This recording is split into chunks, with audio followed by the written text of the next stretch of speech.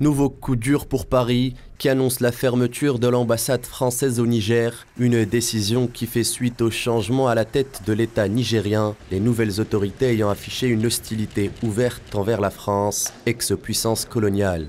Dans la foulée, les derniers 1500 militaires français ont quitté le sol nigérien ce vendredi 22 décembre. Cela fait suite aux injonctions émanant des autorités nigériennes, à leur tête le général Tiani. La fermeture de l'ambassade et le retrait des troupes survient après une présence française de plus de 10 ans dans la région. Ce départ français s'inscrit en réalité dans un long processus d'émancipation de plusieurs pays jadis colonisés par la France.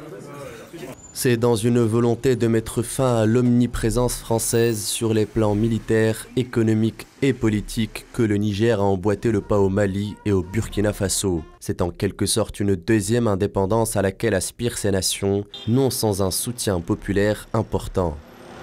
Les relations entre le Niger et la France sont aujourd'hui nettement dégradées, après une longue présence sans succès probant en matière de lutte antiterroriste, Paris perd un point d'attache de plus au Sahel. Dans un monde où les nouveaux pôles se multiplient et où les pays du Sud aspirent à plus de souveraineté, les relations franco-africaines doivent désormais répondre à un nouveau paradigme où l'Occident n'est plus en mesure d'asseoir une domination sur le reste du monde.